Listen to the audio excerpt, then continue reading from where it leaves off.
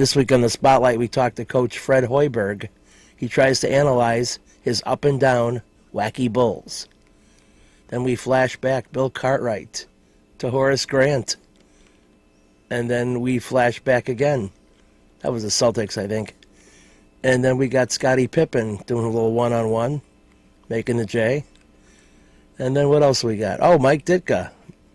It's a jam-packed week. Hope you enjoy it. Check out my website, benkowski.com, for my weekly article and up-to-the-minute trivia sites.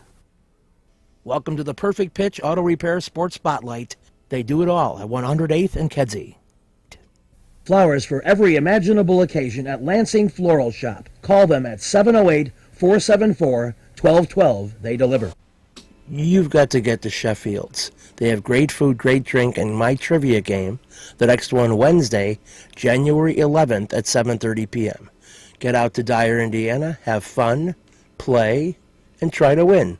See you there. Family Dentist. Lawrence Ferlin, E is the dentist. 109th and Kedzie, crowns, veneers, cleanings, and more. With a 30-year Southwest Side tradition, Huck Finn is open 24 hours to serve you with great breakfasts like the Becky Thatcher, soups, great lunches, 1/3 pound burgers, clubs, and much more. Dinners from seafood to steaks to pasta, great donuts, and ice creams. With 3 locations at Archer and Damon, 67th and Pulaski, and 105th and Cicero. Stop in today. You know Huck Finn is open. You've got to get to Dr. Sherman Clay, chiropractor. Gentle adjusting. Most insurance accepted. Massage therapy, too. Walk-ins are welcome. Call 773-324-4325. That's HEAL. Dr. Sherman Clay. You've got to get to Snappers Seafood and Chicken, new to Chicagoland from Florida. Tilapia, perch, catfish, shrimp, conch from the Miami Connection, crab, Philly steak, grilled food, and much more at 115th and Western. See you at Snappers. You've got to get to Shelton Fireworks, the world's largest warehouse, off Interstate 94, exit 22B in Porter, Indiana. Row after row of the best fireworks anywhere, from the little ones to the grand finales that'll end your show. Birthdays, anniversaries, graduations, in addition to the 4th of July. Just get over there to Shelton Fireworks now. Then you can reload by the time summer comes. Shelton Fireworks, I-94, exit 22B in Portage. We're back on the Spotlight, and as you watch this, we wrap up 2016 of our Bulls coverage. And the guy who's certainly in the driver's seat of what's going on here, one of the driver's seats anyway, is Coach Fred Hoiberg. He seems sometimes a little frustrated and a little bit short in his comments about what's going on with his club. And I know he's probably intensely impatient because he sees a lot of talent, and he probably wonders a little bit himself why it's not coming together faster. But there's still well more than half an NBA season left to get it together for playoff time. And actually, if anything, after a big win over the Pistons, he looked a little bit more relaxed today and actually joked with us about a couple of things. And it was good to see him with a smile on his face. Fred, what did you like about what you guys did the first time you matched up against these guys? Well, I thought we stuck with it. We didn't get off to a great start that night. They jumped out on us early, but I thought we stuck with it and found a way to get back in the game and take the momentum in the third quarter. Obviously Beal and Wall weren't in the lineup the first time around. Those two guys are as good as any backcourt in the league. So we expect a very tough matchup tonight. It's a team that's playing very well. It won 5 of 6 before losing in Indiana the other night in the last couple minutes. It's going to be a tough game. Got to come out with the right mentality and hopefully sustain our effort for 48 minutes. You've been harping on defensive transition just with your own team, and then obviously with Wall. Does that make that emphasis even more important? Oh, for sure. He's as fast as any player in this league from end line to end line, and you have to have great awareness to where he is. Beal is really feeding off of his speed and pulling behind as a trail man on the break.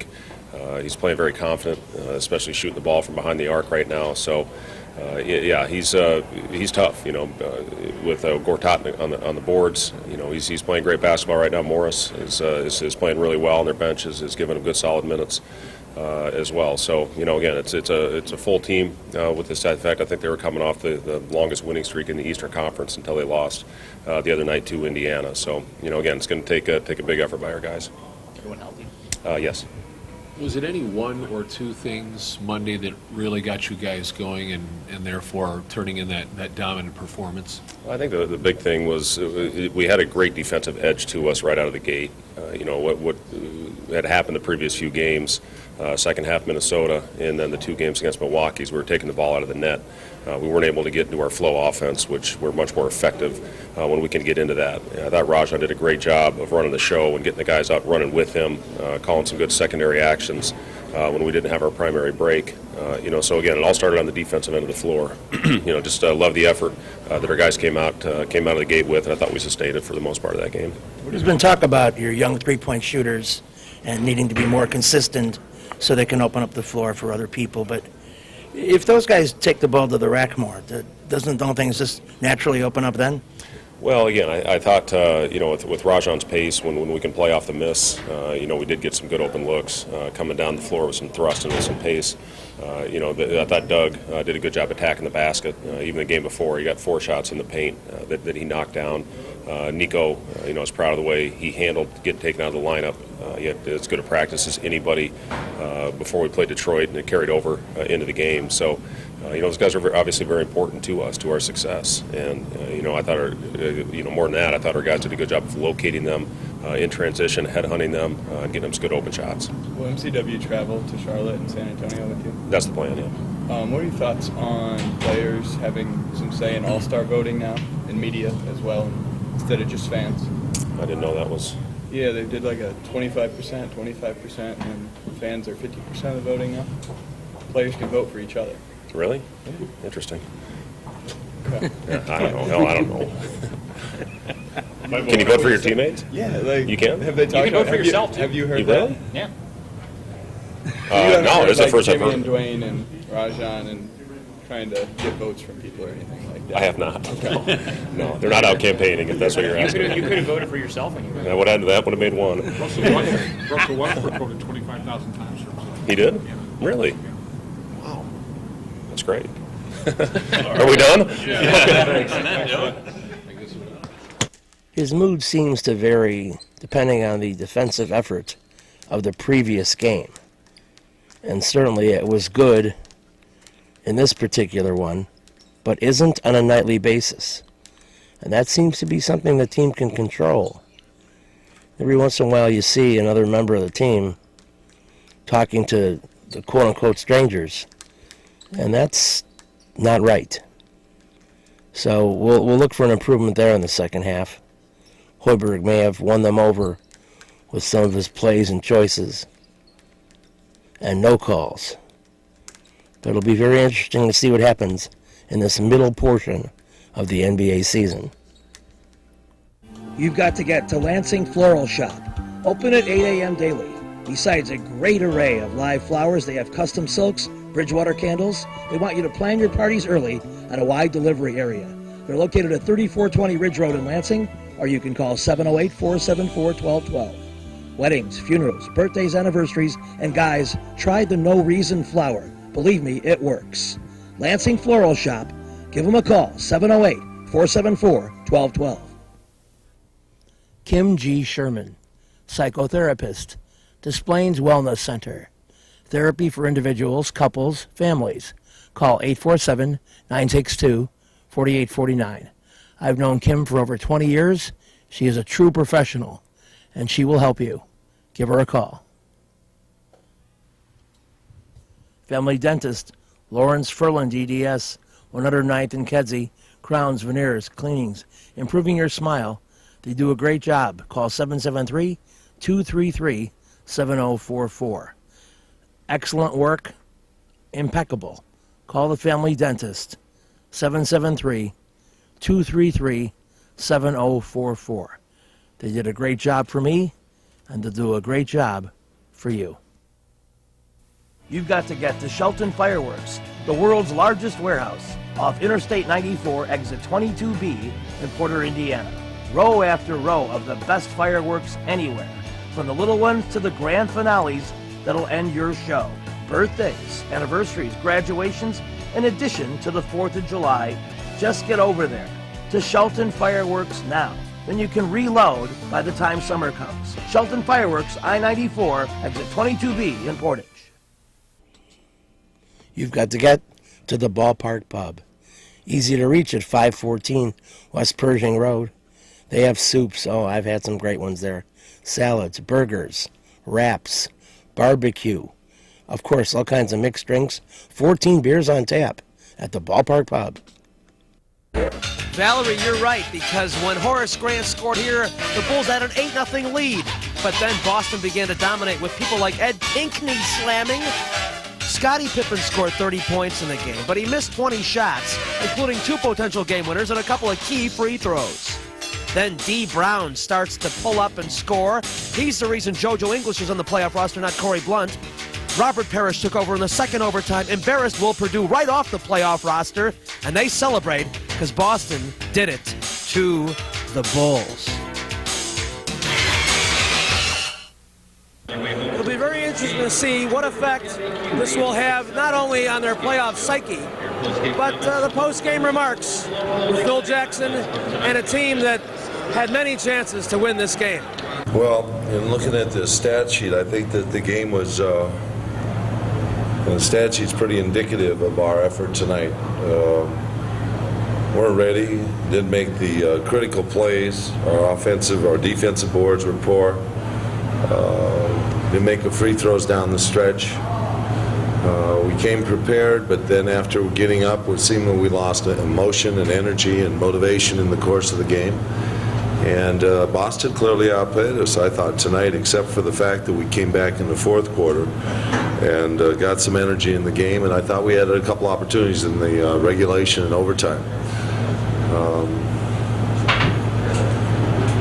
I think there's some do-overs to do. I'd do a few things over in tonight's game, but that doesn't happen, and we still have to go ahead and play the game on Sunday, and we don't know what the final result's going to be yet at this time.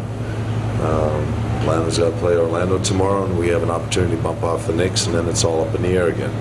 But clearly, with the responsibility and the decision in our court, we didn't hold water tonight. Can you cite any of those do-overs? Well, I think that calculating the first overtime, or the first shot that we had to end the game in regulation, I didn't give Scottie enough time with the basketball. Even though it appeared that we wanted a quick hitter, we wanted the full court or the three-quarter. We ran a sequence that took probably more than the allotted time, and we didn't give ourselves ample time to play it, and so we didn't get a good shot off. The second overtime, or the first overtime, the second chance we had to win with the final shot, I agreed with Scottie's decision. He had a push, but I just didn't feel like we got a good shot at the basket that time. Now, probably in looking at tape over again tomorrow, we'll see that there are fouls on both those two sequence plays. But that doesn't count in this league. You have to get a shot, and you have to get a good one, and they certainly did certain times. In the overtime, I wanted Will to go in and get the tap because I thought the importance of the tap was important for the basketball club, the energy we'd put out there on the floor. And then I wanted to get him out at the first dead ball situation. It never came, and Parrish, who kind of languished in all the way through the game, suddenly got hot, put in 3 on Will, and made him look like a goat. And I certainly didn't want that to happen to Will. He got a tap for us, did the things we wanted, and it certainly wasn't his fault that that overtime went as poorly as it did. With a 30-year Southwest Side tradition, Huck Finn is open 24 hours to serve you with great breakfasts like the Becky Thatcher, soups, great lunches, 1/3 pound burgers, clubs, and much more. Dinners from seafood to steaks to pasta, great donuts, and ice creams. With 3 locations at Archer and Damon, 67th and Pulaski, and 105th and Cicero. Stop in today. Huck Finn is open. Go play at Red Shoes Billiards, 12009 South Pulaski in Ulsan, featuring 16 Brunswick Gold Crown pool tables, drop fluorescent lighting fixtures, and the fabulous rate of cloth. Call 708-388-3700. And now video gaming is available at Red Shoes from open till close. And don't forget the Illinois Lottery, too. That's Red Shoe Billiards, 12009 South Pulaski. You've got to get to the Sock Live Binkowski Trivia, alternate Thursdays at 8 p.m. 93rd and Roberts Road. Great game, great people. Check out the Sock. I think you'll be glad you did when you go to my trivia game every other Thursday. 8 p.m., 93rd and Roberts Road. Perfect Pitch Auto Repair at 108th and Kedzie does tune-ups, transmission, AC service, engine repair, tire repair, oil changes, and emission system repair. They're open Monday through Friday from 8 a.m. to 6 p.m., and they've done a great job for me. Perfect Pitch Auto Repair at 108th and Kedzie. You've got to get to Papa Joe's new location, 5900 West 111th Street. Italian beef, tetrazzini, great pizza, Parmesan, ravioli, and more. All my classic choices. New location, and they can still deliver into the city. Get to Papa Joe's. Welcome to another edition of the Binkowski Sports Spotlight as we officially begin our fourth year on the air. We are in Auburn Hills, Michigan, at the Fabulous Palace. A sad palace, as you'll soon see. But I think without any further ado, let's take you inside and show you some of the particulars, starting with Game 3, and the Bulls will show you the advantages of starting hot. It was evident from the opening seconds last Saturday that the Bulls were sick and tired of losing to the Pistons, so Scottie Pippen got him off on the right foot, and he hits his jumper that makes it 6-0 quickly. But everybody got in the act. Horace Grant here running the offense. Gets it to Bill Cartwright, who looks good on the baseline jumper. 17-8, the Bulls in front. So frustrating that Mark Aguirre gets the tee in the first quarter. And then Michael, of course, would respond with the free throw. 24-8, Bulls blowing them away. But the Pistons charged back. Aguirre was tough offensively. Craig Hodges somehow gets it to Horace Grant. And the Bulls were hanging tough 30-27. In the second, this big dunk by John Sally gives the Pistons their only lead at 38-36. But watch Michael. Right down the block, banking it in. The Bulls up 8 at halftime. But in the second half, the Bulls took over. Scottie Pippen all the way down. No headache there. Then he goes back to play defense. And speaking of defense, watch Michael with the rejection of Isaiah. The Bulls come back. Scottie leads it. Michael finishes it. Up by 15. Horace Grant then, still battling with Aguirre, gets inside for the slam. The Bulls are up 14 at the time, but the Pistons chipped away again. Watch Vinnie Johnson. The microwave regains. Fourth quarter. Pistons cut it to 7. And then False Face gets in the act. They'll kick it out to him, and his jumper cuts the lead to 96-91. But B.J. Armstrong, very tough after a not-so-great first half. B.J. up by 7. Bulls and Michael hit about 9,000 free throws down the stretch, and the Bulls take it. The Bulls have taken the commanding 3-0 lead, and you can see the demoralization on the faces of the Detroit Pistons. As a matter of fact, their fans were so disgusted, they were shouting things like, "Michael's a baby," "Phil Jackson, quit crying." A very desperate bunch here at the Auburn Hills Palace, and I would safe to say the end of this series is imminent. Well, basically, as I saw the game, it was basically an 8-point game all day. They had the 8-point margin at the quarter and pretty much retained it throughout the game. We would close and just couldn't get over the hump and get the lead. They did what they had to do. They got the one win here, and it puts us, we've talked about liking to be up against the wall, but we are certainly there now. And we've won 2 championships on the road, and I hate to see it die here in our own building, but we're going to have to play a hell of a lot better if we're going to beat this club. They're playing great basketball, and they have the finisher. Anytime they need a big shot, they go to Jordan, and he completes the play. And so does Scottie Pippen. And I asked Scottie if he felt the Pistons were frustrated by the Bulls' quickness on offense. Well, I see the Pistons frustrated because they haven't been able to win a game. I don't think our quickness is really dominating the game. I think we're playing a lot smarter, a lot harder than we were the last time that we played this team. Scottie, you have taken Rodman, Laimbeer, Edwards out of this series. Was that Well, basically, those are the guys that really roam around and get scrap points. And, the main thing we try to keep Lambert from doing is stepping out and getting that open jump shot. And we've been able to do that. And that's sort of shut down a lot of their offense. And, Vinnie Johnson's had a great series against us, as Aguirre's been a real threat, and that's really helped them. Do you regard this victory, particularly in this building and the manner in which you won, as sort of a landmark? Well, I think it showed something about this basketball team, that they're confident and they're poised. And last year we came in on a 7th game and didn't get the job done. And I think these guys remembered the kind of tension and the pressure the building presented and the Detroit Pistons and their fans presented. And they gave us a great surge at the end of the first quarter, but we were able to withstand it and come away with an 8-point lead and able to hold that at every quarter stop, second and the third. And that was the key. PJ, this has to rank in the most intense minutes you've probably ever played in any single game in your life. Can you reflect on what it was like during the toughest times and how you kind of made a personal comeback? Well, you take the bad with the good, and you have to fight through those bad times. And in the first half, it's bad times for me, but I just fought through it. I never lost confidence in myself. One half doesn't make a game, one half doesn't make a whole series. And I just fought through it, played hard, kept my composure, and things just turned around for me. And I just went out there and played with confidence. Coach Staley keeps talking about your club's athleticism, your maturity, and how you outquick them to the ball. Do you see that taking its toll when you look in the Pistons' faces? I think so. I think, in the half-court game, they would definitely beat us, but we just have to, retaliate with our speed and quickness because, we're not going to beat them in the half-court game.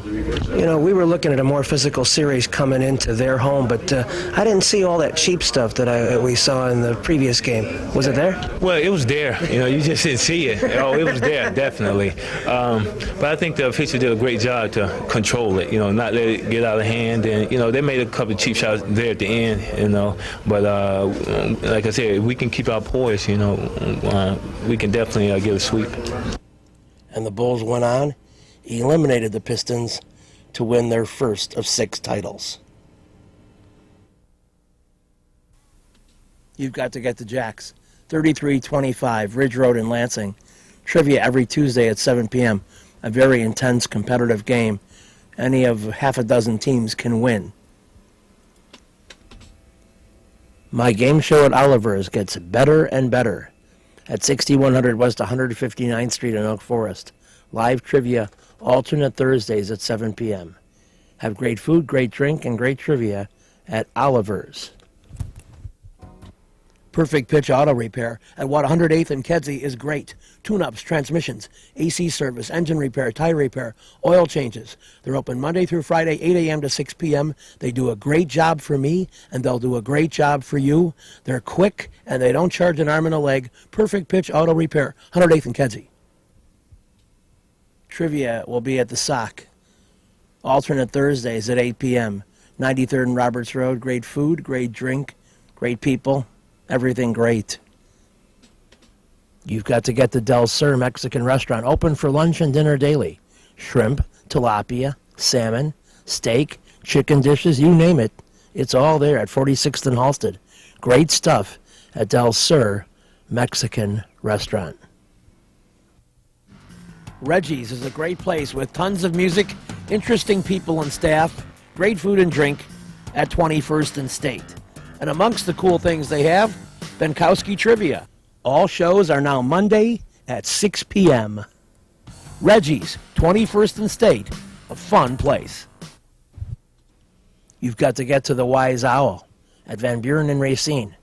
Pizzas, pork sliders, Cuban sandwiches, carrot soup, elote, burgers, tacos, salads, and more. Great cocktails and great bartenders. A tremendous array at the Wise Owl, Van Buren and Racine. See you there. We had a chance to talk to Mike Ditka after the game, and he goes into this big tent and talks to hundreds and hundreds. There was over 700 media members after the 49ers game, and Mike Ditka had some interesting thoughts about what made the Bears win. The leader of our defense is Vince Tobin. and he does one outstanding job. I've never seen a team better prepared, and I asked him before the game what he thought. He says, Coach, he said, we're ready. We'll play him good. So we just got to stay away from the big plays. So I just tell you, he's the leader of our defense. On the field, Singletary, Hampton, Dent. I can't say every one of them. Chico, Dorson with the big interception, Tate playing it back there. We put Troy Johnson in. He makes a key play on the bootleg to knock the ball away. On a definite first down, it gives them a field goal to go ahead in the football game. I mean, they run a sweep on Troy Johnson. He goes in and he knocks the kid in the backfield, one of the best runners in the league. You know, I think they faced the challenge. You got to give them credit. Like I said, I don't know how good we are, how bad we are, but I know one thing: that they went out and they relished the challenge of playing one good football team. And today was our day. We ended up on the best end of a very tight score. So you know, it might happen the other way some other time, but today was our day. That's Bears coach Mike Ditka. You're pretty fired up like he was. And he was just snapping off those words. You could tell that he was trying to contain himself. But it was hard to after beating a classy team like the 49ers. Yes, it was. You know, we owe the 49ers from last year. We went out there and got ambushed. But, you know, going into the practice last week, you know, everybody pretty much concentrated on what they had to do going into this game, and that's what happened. We went out there, and the Bears' defense kicked their butts, and that's what we needed. Now, to develop a little bit more about after San Francisco got on the board early, you guys mounted some pretty good drives. But I guess most notably, close to the end of the second quarter there, you really couldn't push in scores that would kind of put them behind the eight ball. They always were so close. Well, you know, it's been like that with our offense pretty much the last 3 weeks. We get so close, you know, we're just an inch away of really blowing our opponents out, but we're just coming up short. Now, what about yourself? Emerging as a guy who's been the big play man lately, and you got to like the situation where Jim McMahon looks to you in crucial plays.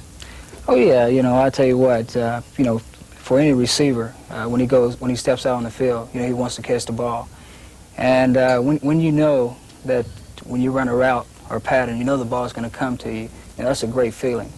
And I believe right now Jim McMahon has a lot of confidence in me and the rest of the receivers out there, and when I get out there, I'm just ready to catch the ball because I feel that I can get open, and I know Jim's going to get the ball there.